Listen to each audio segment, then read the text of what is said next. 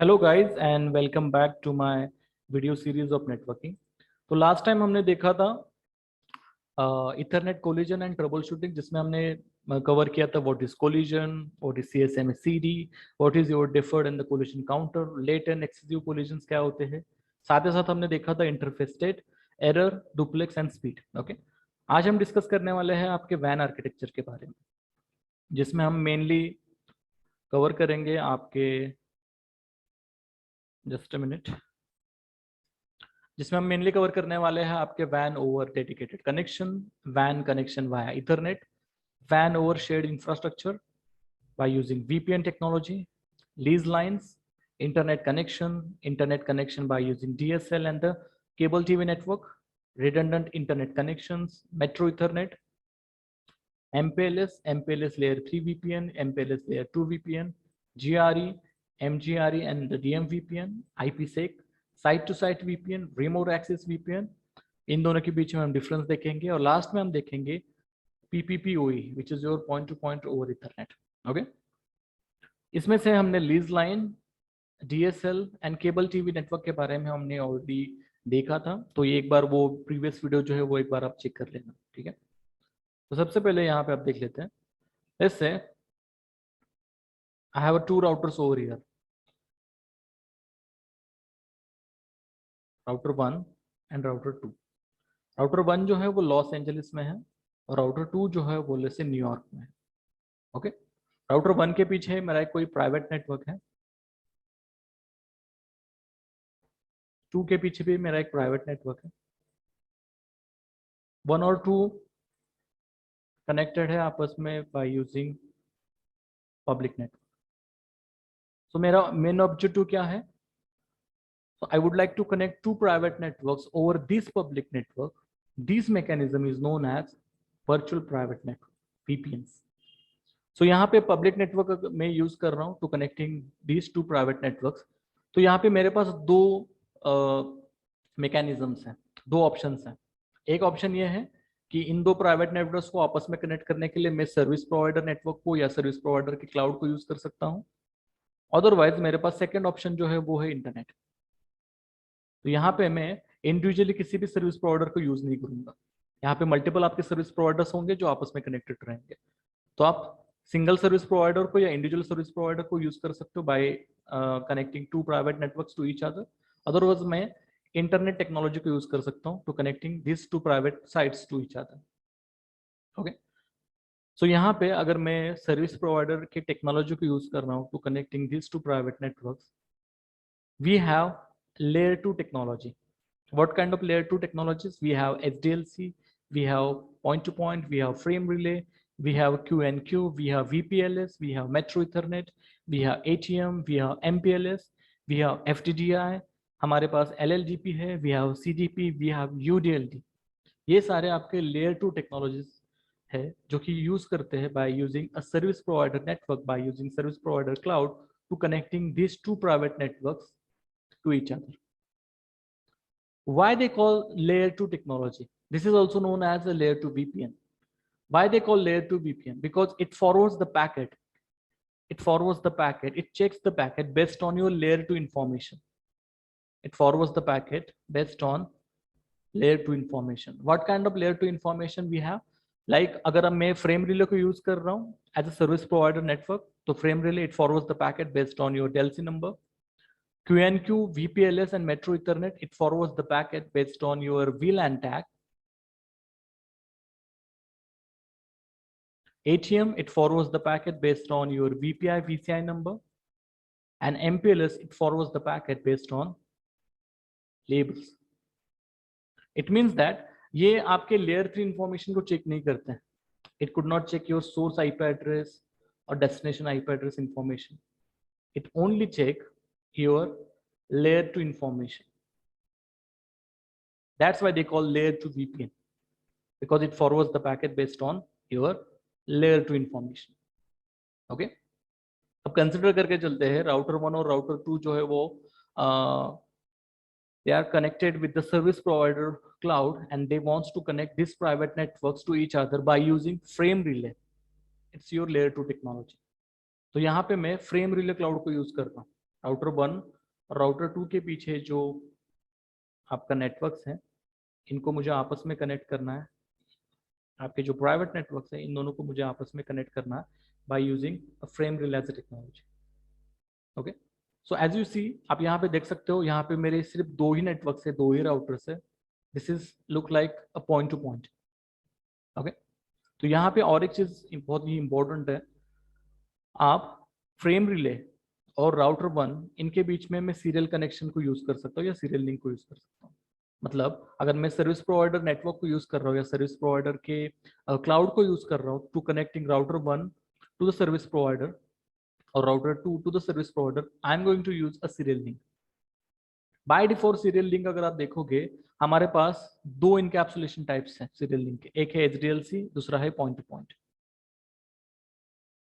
Okay, एक है एचडीएलसी, दूसरा है पॉइंट टू पॉइंट। अगर मैं फ्रेम रिले को यूज कर रहा हूँ, you have to change your encapsulation type HDLC into frame, HDLC and the PPP into what? Into frame relay switch. आपको मुझे यहाँ पे क्या करना पड़ेगा, आपका इनकैप्सुलेशन टाइप जो है चेंज करना पड़ेगा। ये तभी हो सकता है जब आप सीरियल लिंक को यूज कर रहे हो। डिफॉल्ट अगर आप देखोगे सिस्को के सभी, आपके जो सिस्को प्रोपराइटर अगर आप देखोगे वो है HDLC, ओपन स्टैंडर्ड जो है वो है पॉइंट टू पॉइंट। तो जैसे मैं encapsulation type HDLC into frame relay या फिर point to point into frame relay generate करूंगा, it will generate inverse ARP request. ये इनवर्स आर्प रिक्वेस्ट क्या करती है? IP to the Delci number resolution. What is Delci? It forwards the packet based on your this Delci number information. तो यहाँ पे हम क्या करेंगे, मैं 2 सर्किट्स यहाँ पे जनरेट करूंगा and it forwards the packet based on your Delci number and you need to buy this Delci number from the service provider. तो यहाँ पे 2 Delcis हमने लिए हैं, एक है 102, दूसरा है 201 and you need to map this Delci number on the frame relay switch. तो यहाँ पे मुझे क्या करना पड़ेगा, router 1 is using Delci number of 102, router 2 is using Delci number of 201. Okay, this is look like a point to point. What if I have a multi-point network? जैसे मेरे पास यहाँ पे 3 साइट्स हैं, राउटर 1, राउटर 2, राउटर 3। राउटर 1 के पीछे एक private network है जो कि है आपका 1.1.1.1। This is your what, this is your private network. Okay, this is your private network. 2 के पीछे भी एक लुक बैक है मेरा जो कि है 2.2.2.2, this is also your private. और 3 के पीछे भी एक लुक बैक है जो कि है 3.3.3.3, ये भी प्राइवेट है। अब पब्लिक नेटवर्क की बात करोगे तो ये जो है this is your what, this is your public network. So मेरा मेन ऑब्जेक्टिव क्या है? मेरा मेन ऑब्जेक्टिव ये है कि मेरे जितने भी प्राइवेट साइट्स हैं इनको आपस में कनेक्ट करना है by using a layer 2 technology, by using a frame relay switch technology.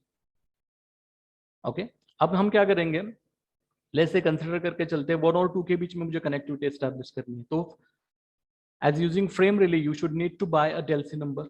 तो मुझे यहाँ पे क्या करना पड़ेगा, एक पीवीसी जनरेट करना पड़ेगा, private virtual connection, bye using अ डेल्सी नंबर। तो यहाँ पे हम डेल्सी नंबर लेते लेते 102, 201। सो जब कभी भी राउटर 1 से पैकेट फॉरवर्ड होगा राउटर 2 के लिए, it add a DLCI number information, it will add the Delsey number information. तो फ्रेम रिले क्या करेगा, ये डेल्सी नंबर जो है वो चेक करेगा। तो फ्रेम रिले पे हम क्या करेंगे, मैपिंग करेंगे। लाइक व्हाट, जैसे कि मैंने आपको कहा था, जैसे आप इस I am going to use a serial link between router 1 and the frame relay, you should need to change your encapsulation type frame relay into what, into the sorry encapsulation type HDLC into the frame relay। तो जैसे ही change करोगे वो क्या generate करेगा, inverse arc की request जो है वो जनरेट करेगा। इनवर्स आर्क की रिक्वेस्ट क्या होगी, IP to DLCI number resolution. तो फ्रेम रिले स्विच में हम मैपिंग जो है वो कुछ इस तरीके से करेंगे। Let's say if you want to send a packet, let's say 192.168.1.1 have the Delci number of 102, 192.168, this is .1 router 1, this is .2 and this is .3। 1.2 जो है उसका डेल्सी नंबर है 103 1, sorry it's not, it's 101, it's 102 and 1.3 जो है उसका Delsey number लेते हैं यहाँ पे 103। ओके, इट डिपेंड्स, आप कोई भी डेल्सी नंबर यहाँ पे कंसिडर कर सकते हो। जैसे कि इन्होंने यहाँ पे यूज किया है 102, फॉर राउटर 1, राउटर 2 पे यूज किया है 201 और राउटर 3 पे हमने डीएलसी नंबर यूज जो किया है वो है let's say 301 for example. Okay, ये मैपिंग कहाँ पे कर रहे हैं हम करेंगे हम फ्रेम रिले पे। तो फ्रेम रिले जो है वो किस तरीके से पैकेट को फॉरवर्ड करेगा, पैकेट को चेक करेगा, वो सबसे पहले देख लेते हैं। अब ये जो मैपिंग जो है हमने फ्रेम रिले पे एग्जीक्यूट कर दी है। अब राउटर्स को कैसे पता चलेगा कि कौन सा राउटर्स के लिए या कौन से नेटवर्क के लिए कौन सा डीएलसी नंबर जो है वो असाइन हुआ है। तो राउटर 1 और राउटर 2 के बीच में मैं सबसे पहले कनेक्टिविटी एस्टेब्लिश करना चाहूंगा। तो फ्रेम रिले पे कनेक्शंस किस तरीके से एस्टेब्लिश होंगे, राउटर 1 से अगर कोई भी पैकेट आता है राउटर 2 के लिए, राउटर 1 से अगर कोई भी पैकेट आता है राउटर 2 के लिए, based on the interface, like we have s1/1 over here, we have s1/2 and we have s1/3। तो मैपिंग देखो किस तरीके से होगी। मैपिंग कुछ इस तरीके से होगी, s1/1 using the DLC number of 102 it forwards the packet to s1/2 using DLC number of 201। मतलब 1 से अगर 2 के पास जाना है तो हम DLC नंबर यूज करेंगे 102 201। अगर रिटर्न आना है तो वह पैकेट कैसे होगा, 102 having the DLC number of 201 और ये कनेक्टेड है आपके s1/1 के 102 के साथ। ओके, उसी तरीके से तो जैसे ही ये मैपिंग जो है मैं राउटर फ्रेम रिले पे एग्जीक्यूट करूंगा, राउटर 1 क्या करेगा, इनवर्स आर्क रिक्वेस्ट जनरेट करेगा। इनवर्स आर्क से इसको पता चल जाएगा कि राउटर 1 को जब कभी भी 2 के पास जाना है, I am going to using a DLC number of what, I am going to using a DLC number of 102। okay, to send the packet based on your layer 2 information। जब कभी भी सोर्स होगा राउटर 1 का 1.1.1 destination होगा 2.2.2 it add a DLC number of what 102। Okay, ऐसे mapping कहाँ पे होगी, frame relay, router frame relay पे होगी। तो जैसे ही राउटर 1 से पैकेट जनरेट होगा तो इसमें सोर्स आईपी एड्रेस है जैसे 1.1.1.1, डेस्टिनेशन आईपी एड्रेस है जैसे 2.2.2.2 और DLC नंबर क्या होगा 102। तो फ्रेम रिले पे जैसे इस वाले इंटरफेस पे ये पैकेट हिट होगा, अब ये लेयर 3 इंफॉर्मेशन को चेक नहीं कर सकता, ये चेक करेगा आपकी लेयर 2 इंफॉर्मेशन को जो कि है DLC नंबर इंफॉर्मेशन, जो कि आप देखोगे 102 जो है वो रिजर्व्ड है किसके लिए, 201 के लिए। On which interface, on s1/2। तो ये किसको पैकेट फॉरवर्ड कर देगा, राउटर 2। उसी तरीके से 1 और 3 के बीच में अगर मुझे कनेक्टिविटी करनी है, उसी तरीके से अगर मुझे 1 और 3 के बीच में अगर कनेक्टिविटी करनी है तो क्या करना होगा,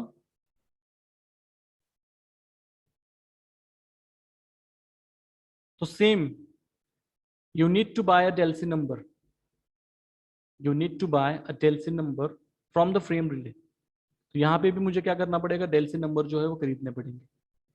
लाइक जैसे कि 102 दिस इज रिजर्व फॉर 201, वैसे यहाँ पे हम लेंगे 103 विथ 301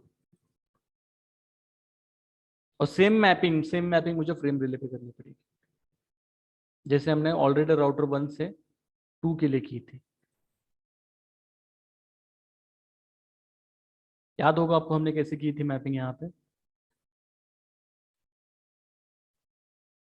फ्रेम रिले पे हमने मैपिंग कुछ इस तरीके से की थी, s1/1 having a DLC number of 102, ये कनेक्टेड है किस वाले इंटरफेस के साथ, s1/2 के 201 के साथ।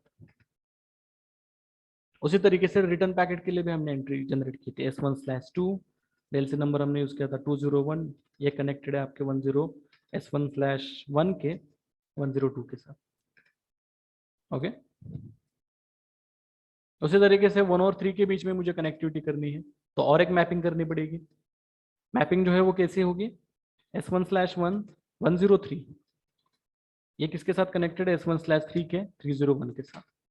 और रिटर्न पैकेट के लिए और एक एंट्री बनानी है, s1/3 301 is connected with s1/1 103। Clear हुआ। उसी तरीके से जस्ट इन केस अगर आपको लगा कि 2 और 3 के बीच में भी मुझे कनेक्टिविटी करनी है तो मुझे और एक DLC नंबर यहाँ पे खरीदना पड़ेगा, जैसे 203 302 और सेम मैपिंग मुझे क्या करनी पड़ेगी, फ्रेम रिले पे करनी पड़ेगी।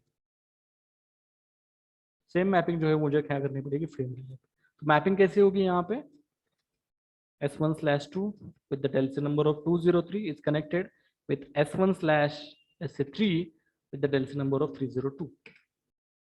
सेम रिटर्न पैकेट के लिए कैसे होगा, S1/3 is connected with S1/2 203। Clear हुआ।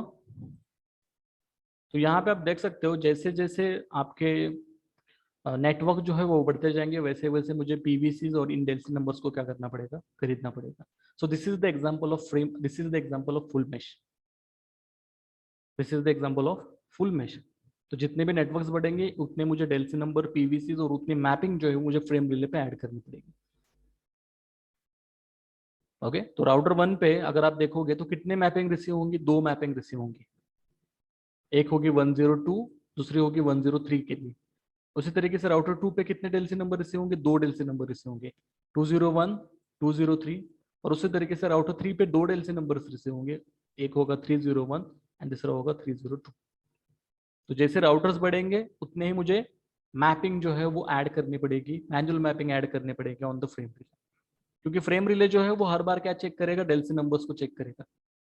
तो जैसे ही कोई भी पैकेट आता है on this S1/1 with having of Delta number of 102, it forwards the packet towards S1/2 201। अगर S1/1 के इंटरफेस पे अगर डेल्सी नंबर 103 आता है तो वो किसको फॉरवर्ड करेगा, इस पैकेट को, इस पैकेट को वो फॉरवर्ड करेगा S1/3 के 301 के पास। क्लियर हुआ। This is called full mesh, this is known as full mesh by using serial link.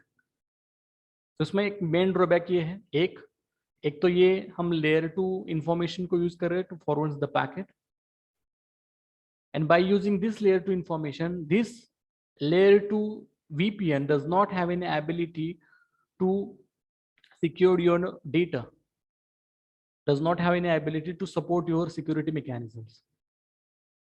Okay तो फुल मेश में एक प्रॉब्लम है। हाफ मेश की अगर आप बात करोगे तो इससे थोड़ा सा ये फ्लेक्सिबल रहेगा by using half mesh. Like what, like मैं यहाँ पे हाफ मेश में लेट्स से 1 और 2 के बीच में हमने डेल्सी नंबर जो एग्जीक्यूट किया था, इसको भी यहाँ से हटा देते हैं।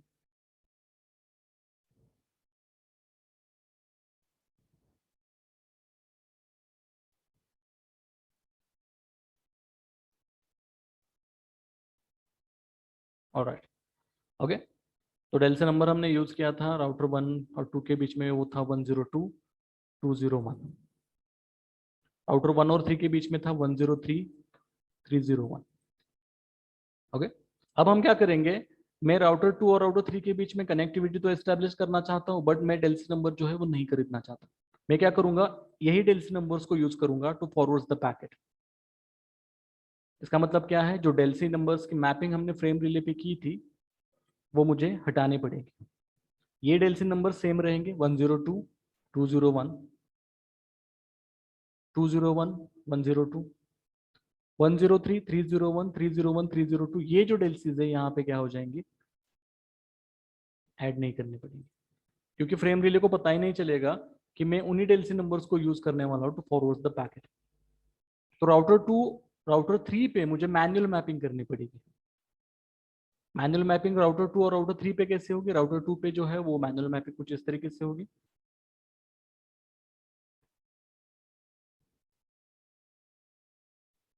On R2 use this Delsi number, which Delsi number 201, to forward the packet towards what, towards R2, towards R3 with the IP address of 192.168.1.3। मतलब जब कभी राउटर 2 को राउटर 3 के पास जाना है तो यही डेल्सी नंबर यूज करो 201। और उसी तरीके से राउटर 3 पे भी मुझे मैनुअल मैपिंग करनी पड़ेगी। Use this Delsey number two send the packet towards 1.2। अब क्या होगा, जब राउटर 2 से भी कोई भी पैकेट जनरेट होगा तो इसमें सोर्स आईपी एड्रेस क्या होगा, सोर्स आईपी एड्रेस होगा let's say it look like this. Source IP address जो है वो लेट्स से 3.3.3 है।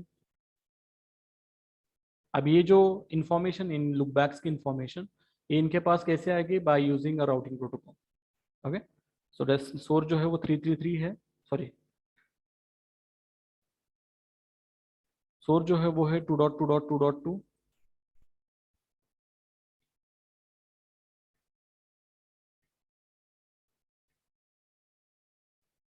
डेस्टिनेशन जो है वो 3.3.3.3। अब 3.3.3 की इस लुक बैक की इंफॉर्मेशन मैंने कहाँ से रिसीव की है? राउटर 3 से, जो कि है 192.168.1.3। ओके, तो जब कभी मुझे इस नेटवर्क के पास जाना है using this Delsey number of what, using the Delsey number of 201। Okay, या फिर आप नॉर्मली ऐसे भी कर सकते हो, ऐसे थोड़ा कॉम्प्लिकेटेड हो जाएगा, नॉर्मली पिंग करते हैं। तो सोर्स आईपी एड्रेस जो है वो है 192.168 dot, just a minute,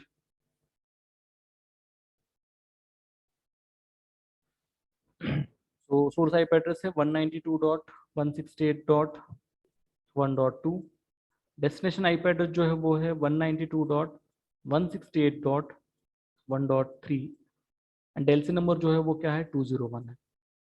okay, तो राउटर 1 क्या करेगा, राउटर 2 क्या करेगा? पैकेट जो है वो फॉरवर्ड करेगा फ्रेम रिले स्विच को। फ्रेम रिले स्विच जो है वो पैकेट रिसीव करेगा on which interface? S1/2 interface with the Delsey number of 201। वो देखेगा 201 जो है वो किसके साथ कनेक्टेड है? 102 के साथ। तो ये पैकेट किसको जाएगा? राउटर 1। अब राउटर 1 क्या चेक करेगा? This is your layer 2 information. Router 1 check करेगा आपकी लेयर 3 इन्फॉर्मेशन। वो सोर्स आईपी एड्रेस चेक करेगा, सोर्स आईपी एड्रेस है 1.2। डेस्टिनेशन आईपी एड्रेस जो है वो क्या है? राउटर 1 का है, राउटर 3 का है। तो वो पैकेट को किसको फॉरवर्ड करेगा? वापस R3 के लिए। बट इसमें वो क्या चेक करेगा? जब कभी भी राउटर 1 को अगर 3 के पास जाना है, I am going to use a DLCI number of 103। तो यहाँ पे डेल्सी नंबर अब क्या होगा? 103। फिर से ये पैकेट किसको हिट होगा? आपके फ्रेम रिले स्विच को। फ्रेम रिले स्विच देखेगा डेल्सी नंबर जो है 103 से आया है, पैकेट को किसको फॉरवर्ड करेगा? On the Delsey number of 301, जो कि S1/3 के साथ कनेक्टेड है। Change the Delsey number 301 and forward packet जो है फॉरवर्ड किया जाएगा राउटर 3 के पास, और उसी तरीके से रिटर्न पैकेट आएगा। इसका मतलब जब कभी भी राउटर 2 को, कोई भी पैकेट अगर राउटर 3 को भेजना है, it goes through R1, and this kind of topology is known as half mesh, hub and spoke। तो राउटर 1 जो है वो आपका हब है, राउटर 2 और राउटर 3 जो है वो क्या है? आपके स्पोक्स है। क्लियर हुआ? तो this is your hub and spoke. Okay, यहाँ पे हम क्या यूज कर रहे हैं? We are going to use a lease line as a serial cable. Okay, it look like this by using a service provider. मतलब यहाँ पे आपका फ्रेम रिले स्विच होगा, और यहाँ पे और भी कोई डेडिकेटेड लेयर 2 टेक्नोलॉजी हो सकती है। But this is the main drawback bye using a serial link is the speed, क्योंकि यहाँ पे एक स्पीड का इशू है, बैंडविड्थ का इशू है अगर आप सीरियल लिंक को यूज कर रहे हो। तो to overcome this problem we can use a fast Ethernet, we can use Ethernet technology, we can use Ethernet as a technology by using a fibre optic cable.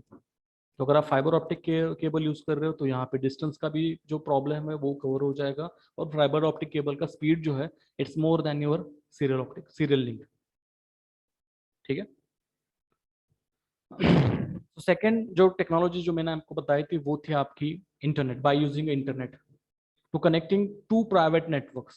I have one private network over here, I have a second private network over here, I have a third private network over here by using internet, and this is known as a private VPN। तो यहाँ पे हम service provider cloud को use नहीं करेंगे, यहाँ पे हम क्या यूज करेंगे? आपके इंटरनेट क्लाउड को। ओके, तो इन दो साइड्स को अगर आपस में कनेक्ट करना है, we have to initiate a private virtual VPN connectivity between A to B, between A to C, between B to C, C to B, कुछ इस तरीके से, by using a tunnel mechanism, by using what, by using a tunnel mechanism। तो यहाँ पे जो connectivity होगी वो कैसी होगी आपकी? This is a physical connectivity between A to the service, between A to the internet। Okay, तो इसमें मेन ड्रॉबैक ये है, अगर मैं प्राइवेट VPN को यूज कर रहा हूँ to connecting this private sites over the internet by using a tunnel, so this tunnel does not have any ability to secure your data. It will forward the packet based on the clear text. मतलब ये packet जो forward करेगा ये clear text form में जाएगा. It does not have any ability to encrypt the data, to encapsulate the data. Encapsulate करेगा although, but encrypt नहीं कर पाएगा. To secure your data, we can use IPsec VPN tunnel. These IPsec VPN tunnel have the ability to encrypt your data, encapsulate your data, as well as authenticate your data. Okay? ये सारा जो है वो हम bye practicals भी देखने वाले हैं. क्लियर? नेक्स्ट जो है वो है लीज लाइन. लीज लाइन जो है, this is your dedicated physical link which have the ability to connecting to private networks to each other by using a serial connect, by using a serial connection. Like we have HDLC, we have PPP as an encapsulation type. For what? For point-to-point connectivity. So by using this lease line, we have a different kind of standard with have a different types of speed by different countries. Like we have T1, T3, E1, E3 standards. तो lease line के साथ ये सारे standards भी आते हैं. इसके बारे में भी ऑलरेडी डिस्कस किया था, नेक्स्ट स्लाइड में मैं आपको बताऊंगा. So by using this lease line, it cost you as a higher cost, higher installation lead time, slower your speed. इसी वजह से इथरनेट वैन टोपोलॉजी को या इथरनेट वैन टेक्नोलॉजी को ज्यादातर यूज किया जाता है. तो जैसे कि मैंने आपको बताया था, लीज लाइन के स्टैंडर्ड्स और डिफरेंट स्पीड जो है bye there countries, different kind of countries. जैसे DS0 जो है, digital signal 0, it gives you 64 kbps और ये यूएसए में ज्यादातर यूज किया जाता है. T1, this is your DS1, इसका स्पीड जो है, डेटा ट्रांसमिशन रेट जो है वो है 1.54 Mbps. T3 जो है, इसका डेटा ट्रांसमिशन रेट जो है या फिर बैंडविड्थ जो है वो 43.736 Mbps है. अगर मैं यूरोपियन कंट्रीज की बात करूंगा, we have E0 with having 64 kbps, we have E1 having 2.048 Mbps, and we have E3 which is your 34.36 Mbps for European countries. Okay, now the internet connections. अगर आप आपके एंटरप्राइज नेटवर्क को आपके internet के साथ कनेक्ट करना चाहते हो, तो यहाँ पे आपके पास काउंटलेस वेज है. We have so many options to connect your enterprise network to the internet. Like we have private वैन technologies, like we have lease line, we have MPLS, we have Ethernet over, we have Metro Ethernet. By using what? By using service provider network. Additionally, अगर आप देखोगे, हमारे पास दो technologies और है जिसको हम यूज करते हैं. Like we have cable TV and we have DSL, जो कि commonly यूज किया जाता है in your customer sites. Okay? अगर आप देखोगे in today's डेट, तो एंटरप्राइज नेटवर्क या फिर कस्टमर साइट्स पे ज़्यादातर अब ये केबल टीवी या फिर DSL टेक्नोलॉजीज को यूज नहीं करते to connecting your internet. We have more popular high speed technology which is known as the Ethernet technology by using the fibre optic connectivity, by using the fiber optic cable. For what? For a long distances. Okay, so अगर मैं DSL use कर रहा हूँ, so DSL have the ability to connect to give you the connectivity towards the customer by using the phone line, to transmitting the data, to transmitting your voice signal as well as the data signal, which is already installed on your home users. Okay, तो जहाँ पे हम DSL modem का use करते हैं, जो कि modulate करता है और डीमॉड्यूलेट करता है. It converts the data into the format which is suitable to send over the telephone lines. Also, this modem might be, you can buy the separate as a device, और ये आपके router के साथ integrate करके भी आता है. It integrate with your home routers. Okay. Topology जो है वो कुछ इस तरीके से, we have service provider over here, we have phone line जो कि फॉरवर्ड्स करेंगे आपके डेटा ट्रैफिक को एज वेल एज आपके वॉइस ट्रैफिक को. मॉड्यूम क्या करेगा, ये मॉड्यूलेट करेगा आपके वॉइस ट्रैफिक को, ट्रांसमिट करेगा आपके टेलीफोन के लिए, और आपके डेटा नेटवर्क को या डेटा ट्रैफिक को फॉरवर्ड करेगा आपके राउटर के लिए. सेम टेक्नोलॉजी हम केबल टीवी के लिए, केबल टेलीविजन के लिए भी यूज करते हैं. So this cable internet have the ability to give you the internet access, internet connectivity by using this cable TV network, cable TV lease line for the service, for the TV services. Okay, so this we also have over here cable TV modem. It converts, it modulates, demodulates, it converts the data into the format which is suitable to the sent over the cable TV cables. Okay. तो ये modem जो है वो आप separately भी use कर सकते हो या फिर आपके होम राउटर के साथ ये इंटीग्रेट करके भी आता है. So it look like this. तो यहाँ पे आप देख सकते हो we have cable TV line, we have modem over here, modulate या डिमोड्यूलेट करेगा आपके सिग्नल्स को, and it forwards the packet, it forwards the traffic towards your home routers और your firewall. Okay. Redundant internet connections के बारे में देखते हैं. कंसिडर करके चलते हैं, this is my edge router over here, जो कि आपके डायरेक्टली सर्विस प्रोवाइडर के साथ कनेक्टेड है by using a single serial link और single cable. This is known as single home network, one connection to the one ISP. Just in case अगर ये ISP down हो जाता है या फिर ये लिंक डाउन हो जाती है तो मेरी कनेक्टिविटी जो है वो हट जाएगी.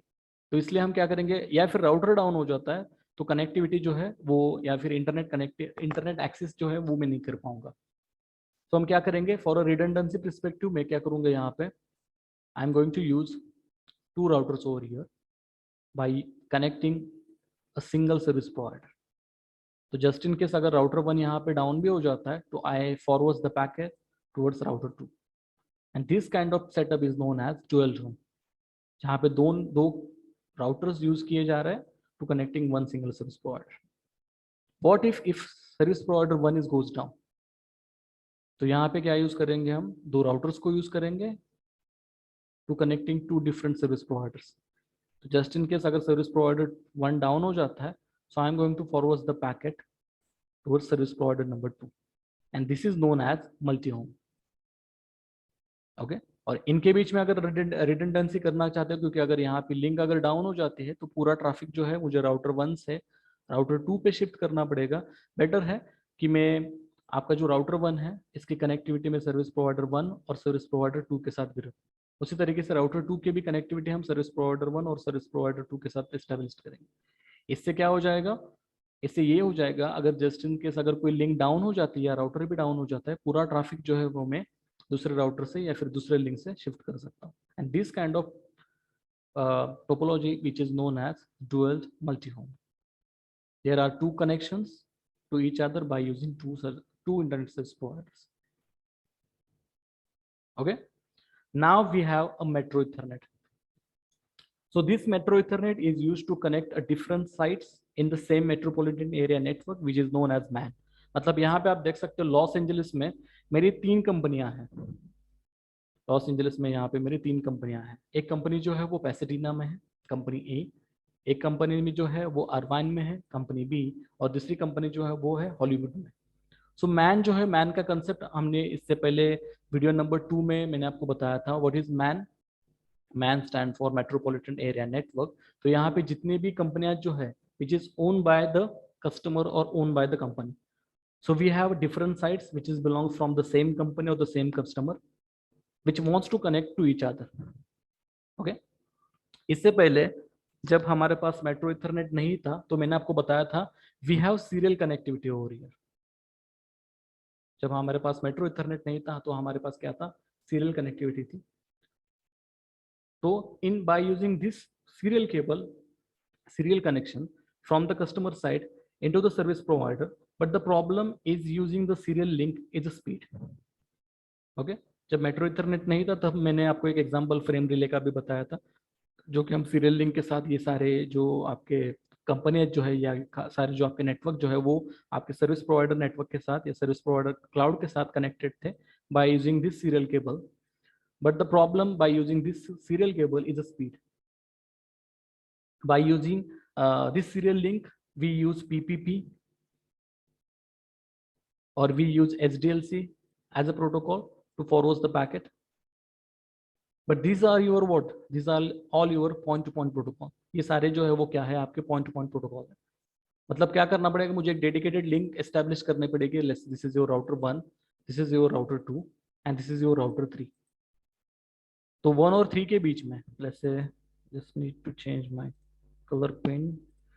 तो डेडिकेटेड लिंक जो है एस्टैब्लिश करने पड़ेगी। जैसे 1 और 2 के बीच में मुझे कनेक्टिविटी करनी है, या फिर 1 और 3 के बीच में मुझे कनेक्टिविटी करनी है, या फिर 1 और 2 और 3 के बीच में मुझे कनेक्टिविटी करनी है। This is all about your what, this is all about your point to point full mesh topology. So dedicated link जो है वो मुझे एस्टैब्लिश करनी पड़ेगी। सो 1 से 2 के लिए, 1 से 3 के लिए, 2 से 3 के लिए, 2 से 1, 3 से 1, कुछ इस तरीके से। But using this metro Ethernet, we have speed, we have point to multi-point, as well as we have long distances abilities. So metro Ethernet have the ability to connect different sites to each other by using the Ethernet technology, by using fiber optic cable to increasing the speed. So by using this metro Ethernet, we have VPLS, we have QNQ technology, which allows you the ability to connect Ethernet switch to each other by using a trunk. तो जहां पे हम router use कर रहे हैं, यहाँ पे आप इथरनेट स्विच को भी यूज कर सकते हैं। ओके, सो मेट्रो इथरनेट में क्या है, VPLS एज अ टेक्नोलॉजी आप यूज कर रहे हो, या फिर QNQ as a technology use कर रहे हो। सो यहाँ पे हम क्या यूज करेंगे, as a Ethernet switch, okay, to connecting each other. तो यहाँ पे हम क्या करेंगे, इथरनेट स्विच जो है वो आपके कस्टमर साइड पे भी रहेगा और आपके सर्विस प्रोवाइडर के साइड पे भी एक इथरनेट स्विच रहेगा। तो customer to the service provider we are connected with a trunk, and to service provider, and service provider use a VLAN to segregate the traffic from the other service customers. तो वो ये use क्या करेंगे, VLAN tags को use करेंगे to forward the packet. Okay, तो metro Ethernet में we have VPLS technology, we have QNQ technology. Clear हुआ यहाँ तक? There is one more technology which is known as VRF, जो कि मैं आपको आगे VPN में MPLS में बताऊंगा। So this is all about your metro Ethernet. Now the MPLS. What is MPLS? MPLS is a technology that provides the advantages to the service provider and also provide the capability to the customer. मतलब service MPLS जो है वो आपके service provider को भी कुछ advantages provide करता है, साथ ही साथ आपके कस्टमर साइट्स को भी कुछ एडवांटेजेस जो है वो प्रोवाइड करता है। लेट्स से इससे पहले भी मैंने आपको इस चीज के बारे में हमने ऑलरेडी डिस्कस किया था, जैसे कि मेट्रो इथरनेट हो गया। It forwards the packet based on your layer two information. जैसे कि मेट्रो इथरनेट में मैंने बताया था, if I am going to using a metro Ethernet as a technology, we have VPLS, we have QNQ technology. So यहाँ पे हम क्या यूज कर सकते हैं, हम यूज कर सकते हैं यहाँ पे इथरनेट स्विच को। By using this Ethernet switch, it will connect to different sites to each other. तो कस्टमर साइड पे और आपके सर्विस प्रोवाइडर साइड के साइड पे क्या यूज किया जाएगा, इथरनेट को यूज किया जाएगा। तो यहाँ पे भी आपका इथरनेट स्विच होगा, यहाँ पे भी आपका इथरनेट स्विच होगा। तो service provider to the customer, इनके बीच में जो कनेक्टिविटी रहेगी बाय ट्रंक रहेगी, एंड सर्विस प्रोवाइडर जो है वो पैकेट को फॉरवर्ड करेगा to the same service provider over the cloud by using the VLAN tag. Okay, तो यहाँ पे पैकेट को फॉरवर्ड करने के लिए हम क्या यूज कर रहे हैं, VLAN टैग्स को, मतलब लेयर टू इंफॉर्मेशन को यूज कर रहे हैं। ओके, उसी तरीके से अगर मैं राउटिंग के बेसिस पे करता, तो राउटिंग के बेसिस पे I am going to forward the packet based on layer 3 information, based on layer 3 information.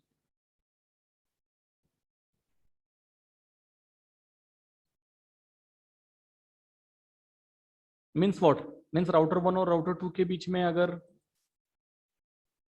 वैसे they are directly connected with each other, और इनके बीच में यहाँ पे लेट्स से नेटवर्क है 192.1.12/24, 2 के बीच में पीछे एक लुक बैक है और 1 के पीछे भी एक लुक बैक है।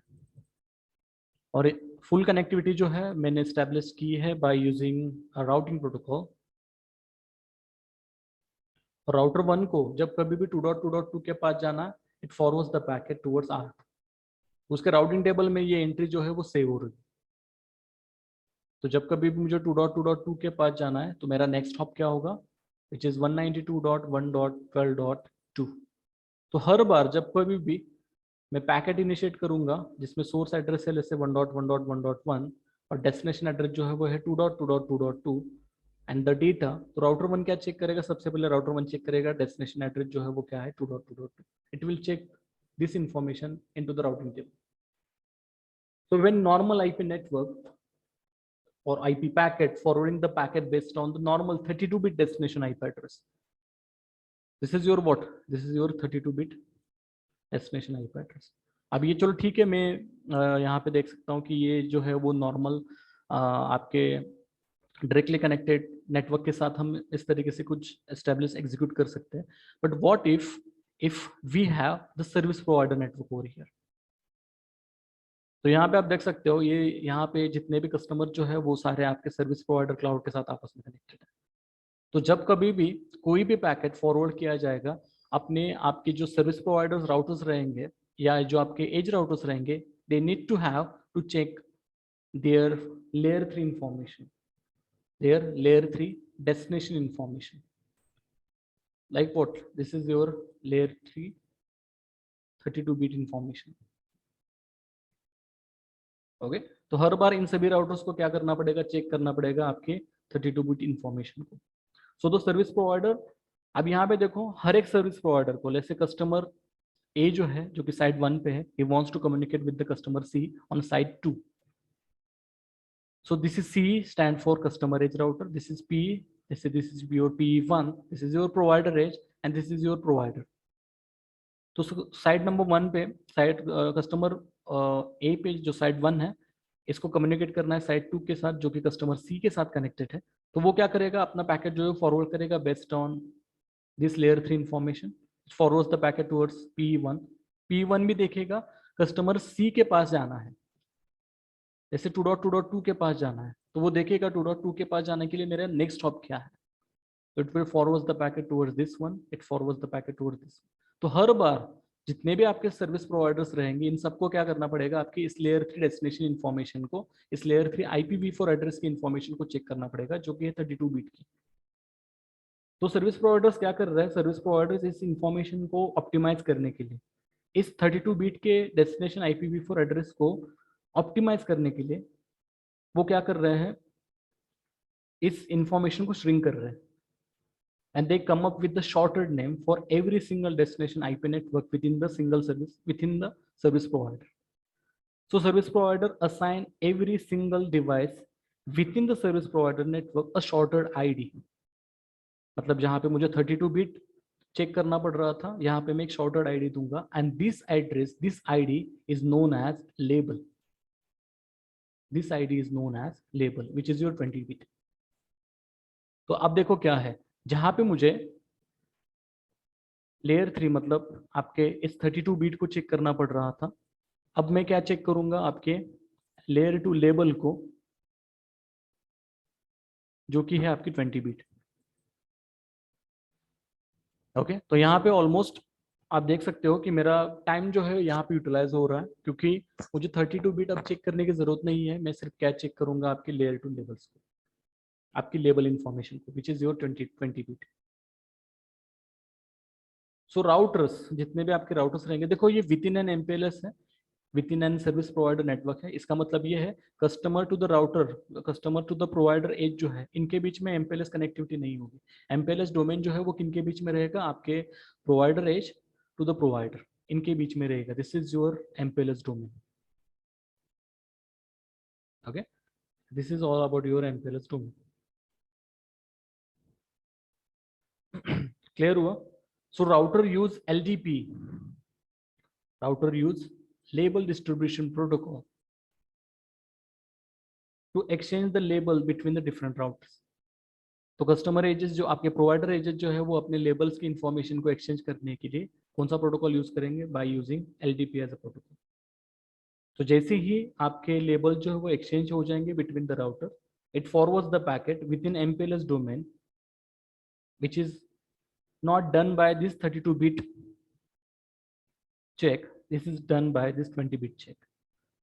मतलब पैकेट जब कभी फॉरवर्ड किया जाएगा with in an MPLS domain, अब ये 32-bit मतलब आप L3 लेयर 3 इंफॉर्मेशन को चेक नहीं करेंगे, आपके अब ये आपके लेयर 2 इंफॉर्मेशन को चेक करेंगे, विच is your label information. which is your 20-bit label information. So when a packet come up, when the packet come in, rather than the checking the routing table for IPv4 addresses, which is 32-bit, but it check another table which is created by the label distribution protocol, which is known as LFIB, label forwarding information base. तो हर बार हम क्या करेंगे, अब routing table check नहीं करेंगे. To forwarding the packet within an MPLS domain, I am going to check the LFIB, label information. Clear हुआ? So यहाँ पे अगर आप MPLS को यूज कर रहे हो, सो MPLS जैसे कि मैंने आपको कहा था, दोनों को एडवांटेजेस प्रोवाइड कर रहा है. आपके सर्विस प्रोवाइडर को भी एडवांटेजेस दे रहा है, साथ ही साथ आपके कस्टमर एजेस को भी एडवांटेजेस प्रोवाइड कर रहा है. सर्विस प्रोवाइडर की अगर मैं बात करूंगा तो एक मेन एडवांटेज ये है towards the service provider, it will optimise the forwarding packet based on the label. मतलब फॉरवर्डिंग मैकेनिज्म को वो ऑप्टिमाइज कर रहा है by using the label mechanism. It use the same infrastructure by using a multiple customer. What is mean by that? Consider करके चलते हैं यहाँ पे. जैसे just a minute.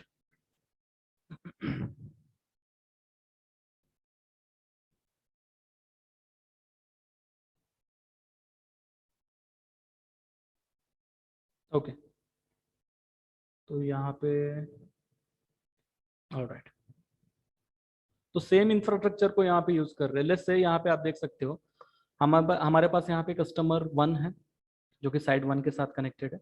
We have another side which is customer A which is in side 2 और customer A which is in side 3.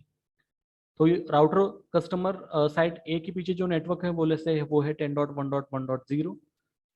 Side 2 के पीछे जो नेटवर्क है वो है लेसे 10.2.2.0 और साइड 3 के पीछे जो नेटवर्क है वो है लेसे 10.3.3.0. ओके. उसी तरीके से अगर कस्टमर लेस से B साइड 2 के पीछे अगर नेटवर्क जो है वो है 20.1.1.0 और कस्टमर A और कस्टमर B इन दोनों के बीच में मुझे कनेक्टिविटी एस्टैब्लिश करनी है, तो मैं सेम इंफ्रास्ट्रक्चर को, सेम मैकेनिज्म को यूज करूंगा to forward the packet within based on to checking your label information. Okay. तो मुझे इंफ्रास्ट्रक्चर चेंज करने की जरूरत नहीं है. मुझे यहाँ पे आप देख सकते हो इंफ्रास्ट्रक्चर जो है वो यहाँ पे चेंज करने की जरूरत नहीं है.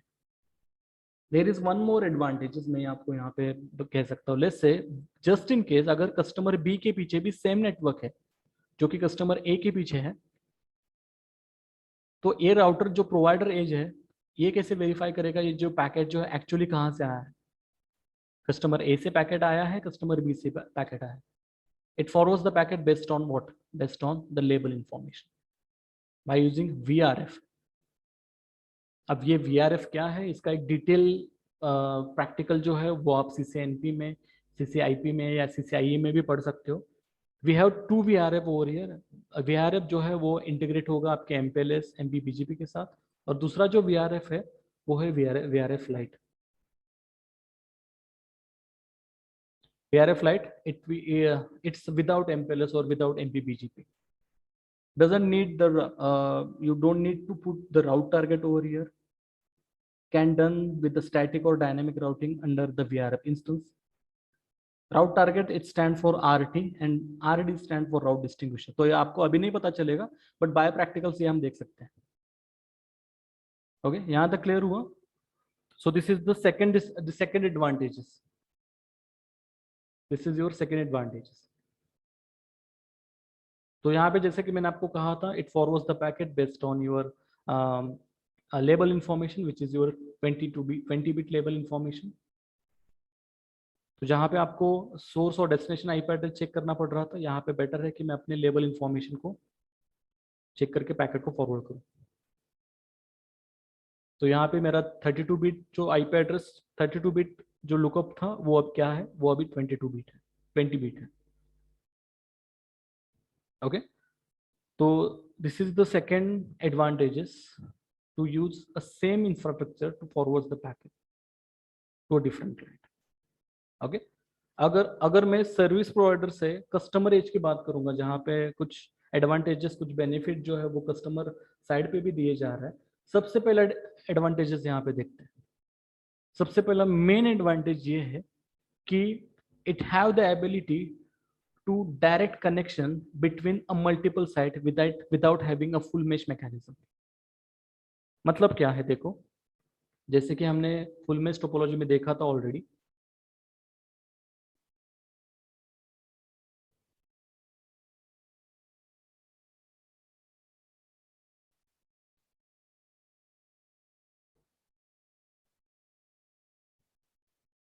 जैसे कि आपका साइड कस्टमर ए है, यहाँ पे है कस्टमर ए, यहाँ पे भी कस्टमर यहाँ पे है और यहाँ पे है। तो कस्टमर ए साइड 1 और साइड 2 के बीच में मुझे कनेक्टिविटी करनी है, तो मुझे क्या करना पड़ेगा, सर्किट स्विच कर एस्टेब्लिश करना पड़ रहा था।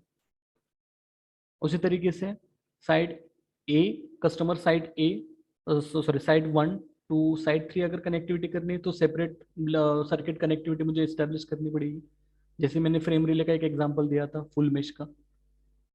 उसी तरीके से साइड 1 और साइड 3 के बीच में या 4 के बीच में कनेक्टिविटी एस्टेब्लिश करनी पड़ेगी, तो मुझे सेपरेट जो है वो सर्किट यहाँ पे एस्टेब्लिश करना पड़ रहा था। तो उसी तरीके से साइड 1, साइड 2, साइड 3 और साइड 4 अगर इन सबको आपस में कनेक्ट करना है तो मुझे सेपरेट आपकी पीवीसी जैसा सेपरेट आपके डेल्सी नंबर्स को खरीदना पड़ता था। So by using this MPLS mechanism आपको you can connect, you can direct connection between the multiple site without having a full mesh mechanism। तो यहाँ पे मुझे कुछ full mesh mechanism establish करने की जरूरत नहीं है। विदाउट हैविंग फुल मेश आप डायरेक्टली अपने कस्टमर्स के साथ डायरेक्टली कनेक्टिविटी एस्टेब्लिश कर सकते हैं।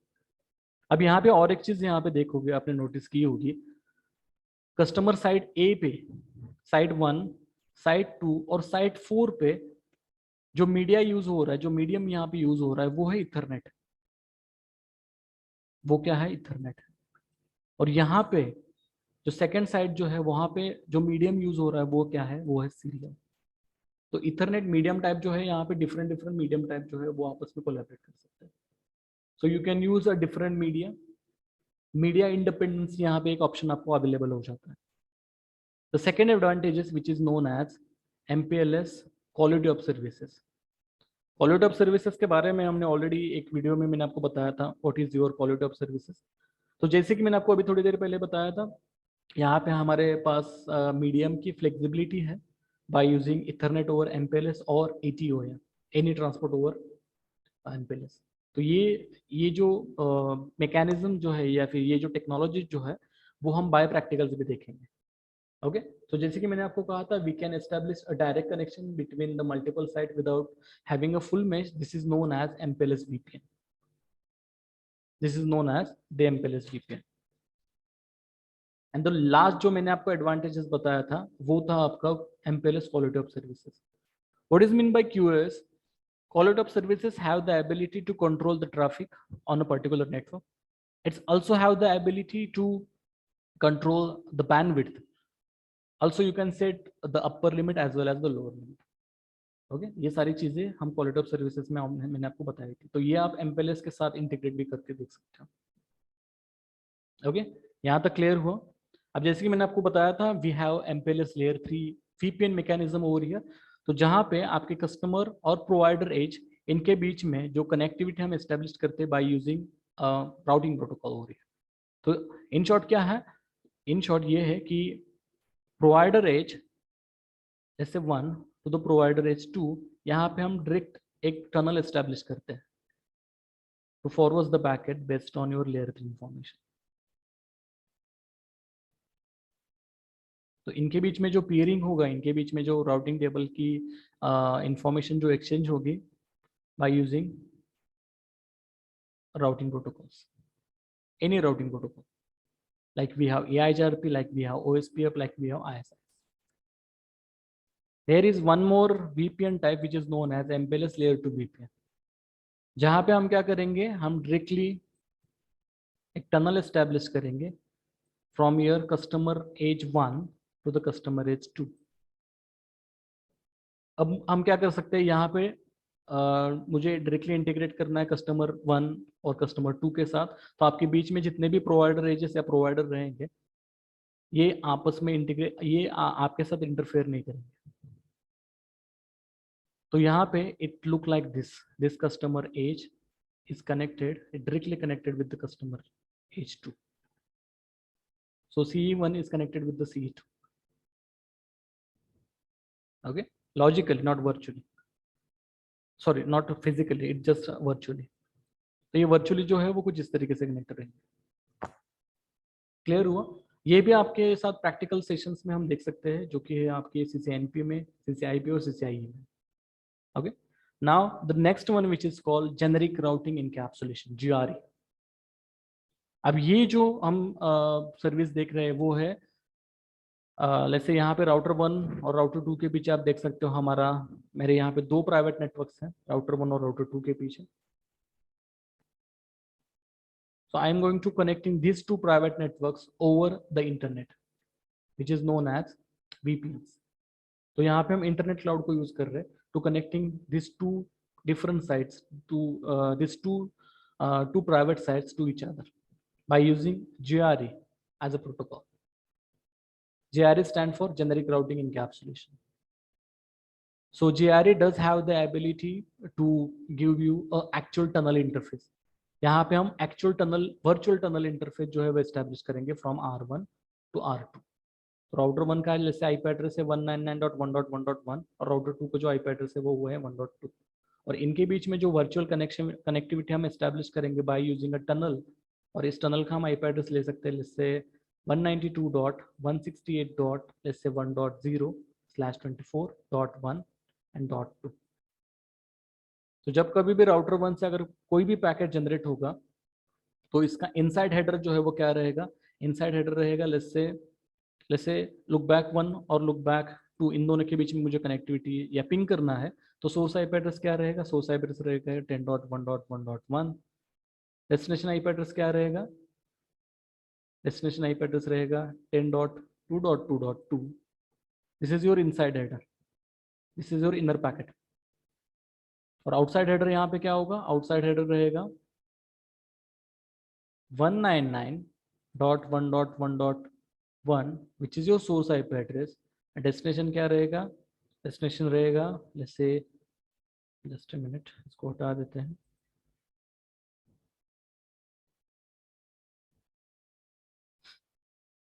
डेस्टिनेशन आईपी एड्रेस रहेगा यहाँ पे 200.1.1.1. This whole packet is encapsulated. It's considered as a data. Okay तो जैसे ये पैकेट हिट होगा इंटरनेट पे, इंटरनेट जो है वो क्या चेक करेगा, your source IP address and the destination IP address. It consider as it look like normal ping packet, it send it back to the router 2. और राउटर 2 क्या करेगा, इस लेयर 3 इंफॉर्मेशन को वो स्किप करेगा, इनसाइड हेडर को check करेगा, जो कि आपका आउटसाइड हेडर जो है वो क्या है, ये है. इनसाइड हेडर जो है वो क्या है, ये inner header and the outer header. Clear हुआ? तो GRE have the ability to encapsulate your packet. GRE क्या करता है, आपके पैकेट को encapsulate करता है. So GRE tunnel that carries only the public header, which is your layer 3 information, over a IP network, which is your private header. Okay. So this GRE does not have any ability to encrypt your data, to encrypt your packet.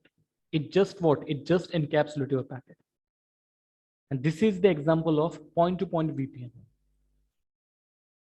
Point to point. Why we have to call point to point? क्योंकि यहाँ पे we should need to set a tunnel source and the tunnel destination.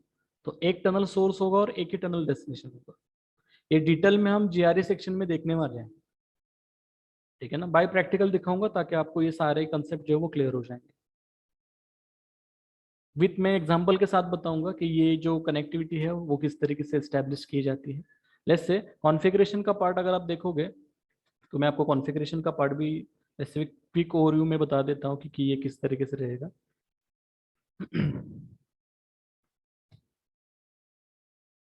इसको यहाँ से हटा देते हैं और ये यहाँ पे.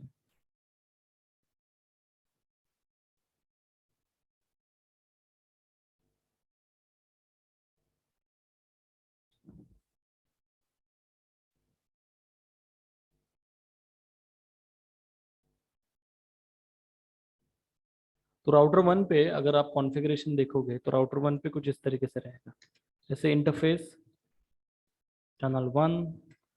अब राउटर 1 और राउटर 2 के बीच में हम एक लॉजिकल इंटरफेस क्रिएट कर रहे हैं जो कि है टनल 1, जिसका आईपी एड्रेस हम लेते हैं जैसे 192.168.1। तो टनल सोर्स क्या रहेगा? टनल सोर्स रहेगा राउटर 1 का पब्लिक आईपी एड्रेस जो कि है 199.1.1.1। टनल डेस्टिनेशन क्या रहेगा? टनल डेस्टिनेशन जो है वो रहेगा 200.1.1.2। सेम कॉन्फ़िगरेशन जो है वो क्या रहेगा राउटर 2 के साइड पे? सेम कॉन्फ़िगरेशन जो है वो राउटर 2 के साइड पे भी रहेगा। तो राउटर 2 के साइड पे कैसे होगा? राउटर 2 पे टनल इंटरफेस नंबर कुछ भी दे सकते हो। सोर्स आईपी एड्रेस जो रहेगा 199.1.1.2। सोर्स आईपी एड्रेस रहेगा टनल का 192.168.1.2। सोर्स आईपी एड्रेस यहाँ पे रहेगा 200.1.1.2 और डेस्टिनेशन आईपी एड्रेस जो है क्या रहेगा 199.1.1.1।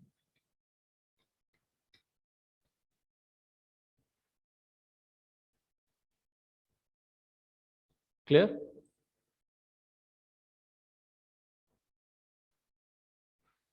तो यहाँ पे एक सिंगल सोर्स और एक सिंगल डेस्टिनेशन है, एक ही सिंगल सोर्स है और एक ही सिंगल आपका क्या है destination. That's why they can call point to point. और जैसे ये कॉन्फ़िगरेशन जो आप एस्टेब्लिश करोगे, this look like this. Router 1 and router 2 are directly connected with having the network of 192.168.1.0/24.1 और .2 वर्चुअल। अब कंसिडर करके चलते हैं यहाँ पे और एक साइट, यहाँ पे और एक नेटवर्क जो है वो पॉपअप हुआ,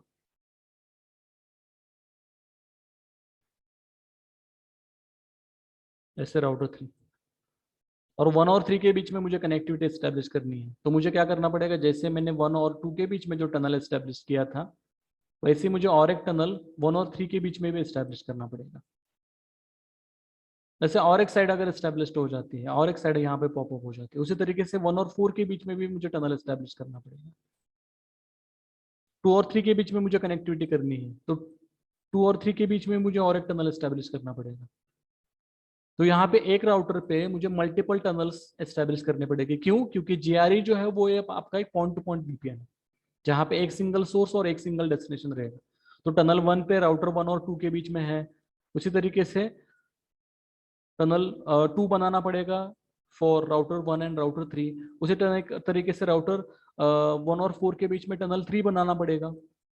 तो 1 और 2 के बीच में मुझे एक नेटवर्क लेना है, 2 और 3 के बीच बीच में मुझे एक सेपरेट नेटवर्क लेना है और 1 और 4 के बीच में मुझे एक सेपरेट नेटवर्क लेना है। तो जैसे जैसे नेटवर्क्स आपके बढ़ते जाएंगे वैसे वैसे आपका टनल इंटरफेस और आपके आईपी एड्रेसेस जो है यहाँ पे इंक्रीज होते जाएंगे। To overcome this kind of problem we have MGRE, multi generic routing encapsulation. अब यहाँ भी देखो क्या होगा, यहाँ पे आपका एक या एक से ज्यादा टनल सोर्स और टनल डेस्टिनेशन है। तो मैं क्या करूंगा, एक ही सिंगल टनल को यूज करूंगा for multiple destination. I am going to use a single tunnel interface. I am going to use single tunnel interface for a multiple destinations. Okay, तो ये किस तरीके से होगा वो देख लेते हैं।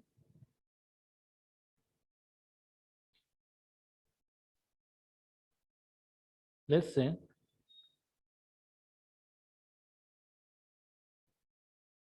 इसको मैं हटा देता हूं।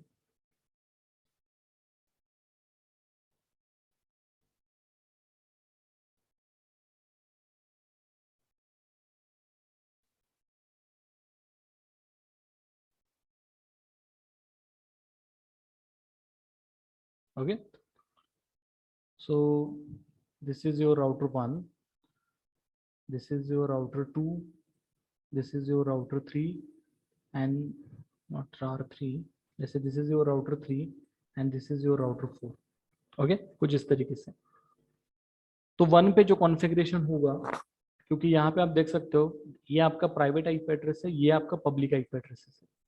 तो राउटर 1 का पब्लिक आईपी एड्रेस क्या होगा 199.1.1.1, 2 का आईपी एड्रेस होगा 200.1.1.2, 3 का आईपी एड्रेस होगा 150.5.5.3 और 4 का होगा 75.1.1.4। ओके, तो पब्लिक आईपी एड्रेसेस अगर आप लेते हो तो वो कुछ इस तरीके से है। ऑन R1 199.1.1.1, R2 का है 200.1.1.2, R3 जो है उसका है 150.5.5.3 और R4 जो है वो उसका है 75.1.1.4। 1 के पीछे जो प्राइवेट नेटवर्क है वो है 10.1.1, 10.2.2, 3 और 4। तो मेन ऑब्जेक्टिव क्या रहेगा, इनके बीच में कनेक्टिविटी करनी है। अब जैसे कि जीआरई में मैंने आपको टनल सोर्स और टनल डेस्टिनेशन के बारे में बताया था, अब वैसे ही 1 और जैसे 2 के बीच में कनेक्टिविटी करनी है, या फिर 1 और 3 के बीच में, या 1 और 4 के बीच में कनेक्टिविटी करनी है, तो टनल सोर्स तो एक ही है, बट टनल डेस्टिनेशन जो है यहाँ पे मल्टीपल है। To using a GRE with a multiple tunnel destination it's not possible, क्योंकि पॉइंट टू पॉइंट वीपीएन में एक सिंगल सोर्स और एक सिंगल डेस्टिनेशन ही हो सकता है। पॉइंट टू मल्टी पॉइंट में हम इसको कॉन्फ़िगर कर सकते हैं। तो राउटर 1 पे जो कॉन्फ़िगरेशन होगा वो कुछ इस तरीके से होगा। राउटर 1 पे मुझे बताना पड़ेगा, राउटर 1 पे मुझे बताना पड़ेगा, क्योंकि अगर मैं लॉजिकल इस टोपोलॉजी को अगर मैं यहाँ पे ड्रॉ करता हूँ तो वो कुछ इस तरीके से होगी। We have internet over here, we have router 2, we have router 3, we have router 4। Okay, और इनके बीच में जो टनल हमने एस्टेब्लिश किया है उनका जो आईपी एड्रेस है वो है, टनल का आईपी एड्रेस हम यहाँ पे नेटवर्क लेते हैं वो है 192.168.1.0/24। राउटर 1 का है .1, .2, .3 और .4। Okay, so this is your tunnel IP address. तो राउटर 1 पे जैसे कि मैंने आपको बताया था मुझे मैन्युअल मैपिंग करनी पड़ेगी। जब कभी भी मुझे राउटर 2 के पास जाना है, sense the packet towards what, towards 200.1.1.2, जो कि मेरा पब्लिक आईपी एड्रेस है। उसी तरीके से राउटर 1 को अगर 3 के पास जाना है तो क्या करना पड़ेगा, 1.3 के पास जाना है, सेंस द पैकेट टुवर्ड्स 150.5.5.3। जब कभी भी 4 के पास जाना है, सेंड द पैकेट टुवर्ड्स 75.1.1.4। क्योंकि यहाँ पे मल्टीपल टनल डेस्टिनेशन जो है वो हम असाइन नहीं कर सकते, तो मुझे यहाँ पे क्या करना पड़ेगा, मैपिंग करना पड़ेगा। And this mapping is known as next hop resolution, जो कि मुझे नेक्स्ट हॉप का यहाँ पे रिजोल्यूशन देना है। तो जैसे ही राउटर 1 पे है उसी तरीके से मुझे same kind of information router 2 पे भी देनी पड़ेगी, राउटर 3 पे भी देनी पड़ेगी और राउटर 4 पे भी देनी पड़ेगी। This is known as NHRP, next hop resolution protocol. तो ये मैपिंग जो है वो हम हर एक राउटर पे देंगे, ताकि राउटर वो चेक करेगा कि जब कभी भी मुझे राउटर 2 को पैकेट भेजना है तो उसका पब्लिक आईपी एड्रेस जो है वो क्या है। तो एडवांटेज ये है कि यहाँ पे हम एक single tunnel source with multiple tunnel destination को एग्जीक्यूट कर रहे हैं। बट ड्रॉबैक ये है कि जैसे जैसे आपका नेटवर्क बढ़ता जाएगा वैसे वैसे आपकी मैपिंग का टेबल जो है वो बढ़ता जाएगा। सिर्फ नॉट ओनली ऑन R1, मुझे राउटर 2 पे भी, राउटर 3 और राउटर 4 पे भी उन सभी एंट्रीज को ऐड करना पड़ेगा मैन्युअली। इन सभी एंट्रीज को मुझे क्या करना पड़ेगा, मैन्युअली जो है वो ऐड करना पड़ेगा। सो NHRP में मैं क्या करूंगा, I am going to map each internal tunnel IP address to the corresponding public IP address, and this is done by the manually. क्योंकि NHRP जो MJRE जो है it's a normal point to point, JRE जो है वो normal point to point protocol है, क्योंकि यहाँ पे हम सिंगल सोर्स और सिंगल डेस्टिनेशन ही दे सकते हैं। जब एक या एक से ज़्यादा आपके डेस्टिनेशन रहेंगे तब हम क्या यूज़ करेंगे, MJRE। Okay, but by using this NHRP as a protocol, यहाँ पे स्केलेबिलिटी का प्रॉब्लम है कि जैसे जैसे आपके नेटवर्क बढ़ते जाएंगे वैसे वैसे मेरा यहाँ पे कॉन्फ़िगरेशन जो है NHRP का वो भी बढ़ेगा। तो how to overcome this problem? तो इस प्रॉब्लम को ओवरकम करने के लिए हम क्या करेंगे,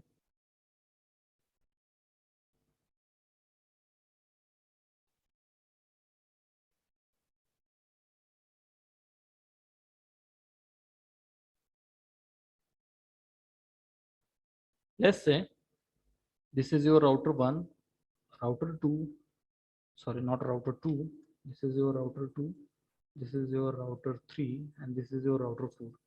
तो राउटर 1 को मैं कंसिडर करूंगा एज अ हब। तो हर कोई राउटर क्या करेगा, अपने अपने मैपिंग की रजिस्ट्रेशन राउटर 1 पे आके डायनेमिकली क्या करेगा, ऐड करेगा।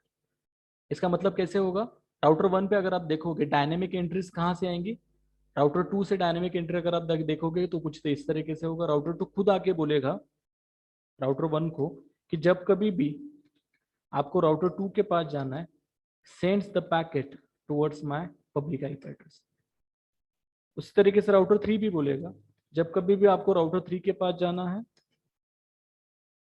Sends the packet towards 150.5.5.3। उसी तरीके से राउटर 4 के पास जाना है, सेंड्स द पैकेट। अब ये जो आईपी एड्रेसेस है 192.168.1.2.3.4 ये टनल के हैं। राउटर 4 के पास जाना है, sends the packet towards this public IP address. Dynamic mapping, dynamically ये राउटर 1 पे खुद आके क्या कर देंगे, अपने आप को यहाँ पे रजिस्टर कर देंगे।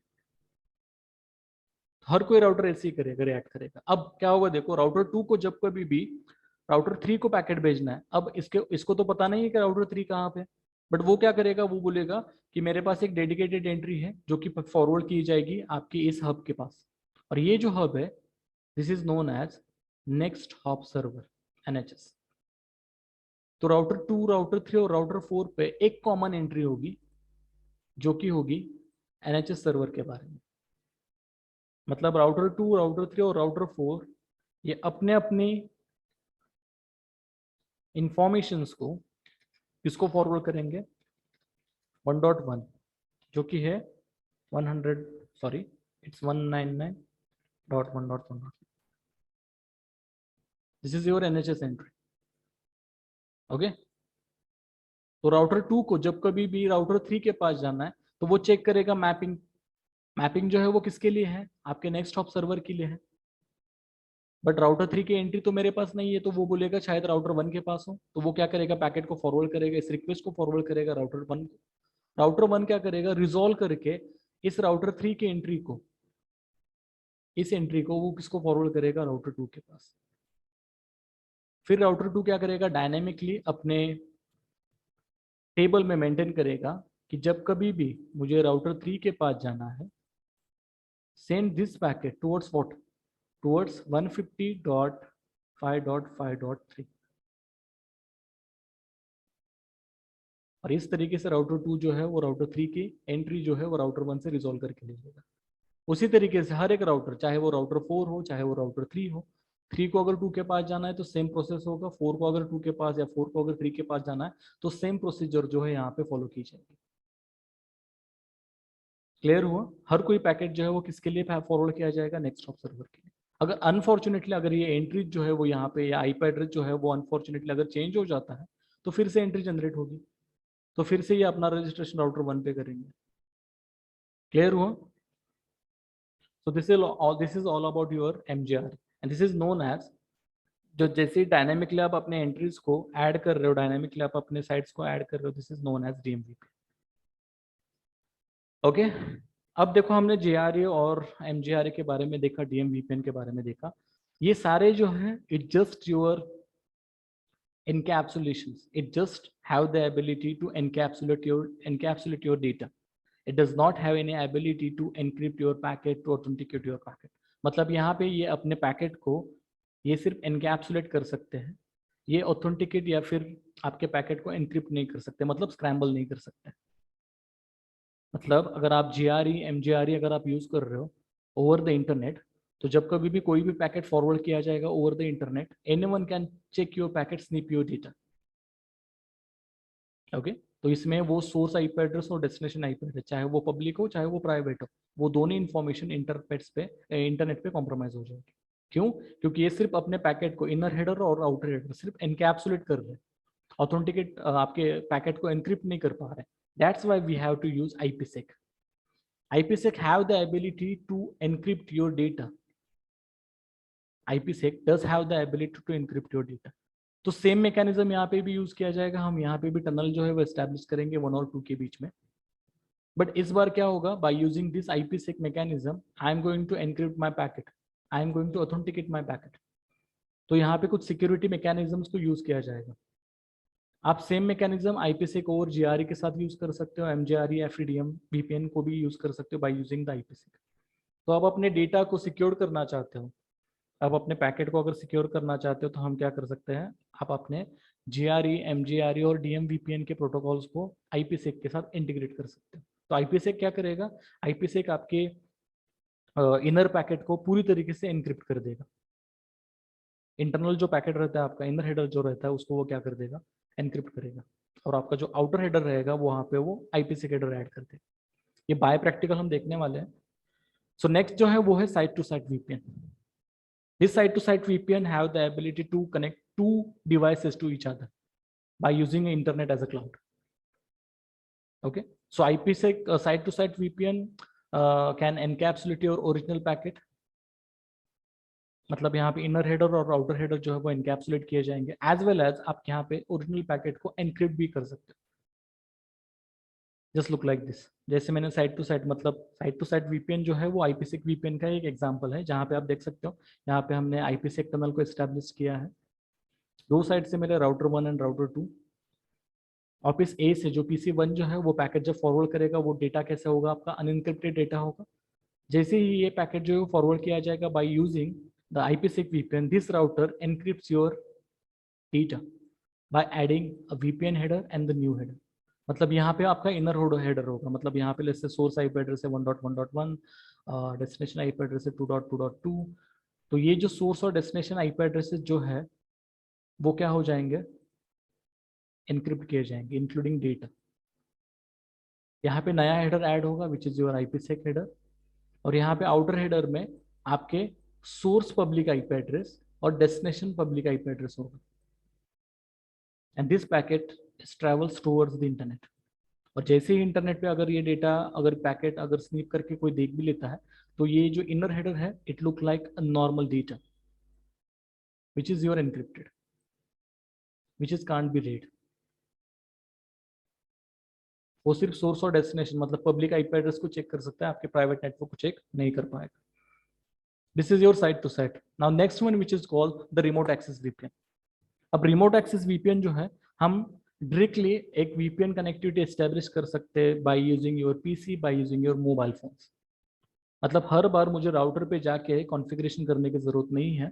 अगर आप जैसे मैं अपने जैसे एयरपोर्ट पे बैठा हूँ लैपटॉप लेके, और अपने राउटर को या फिर अपने सर्वर से कुछ सर्विसेज जो है वो एक्सेस करना चाहता हूँ, या फिर कुछ फाइल जो है वो डाउनलोड या अपलोड करना चाहता हूँ, तो मैं अपने लैपटॉप से भी एक सिक्योर कनेक्शन एस्टेब्लिश कर सकता हूँ bye using a remote VPN. So this remote access VPN can use a transport layer security,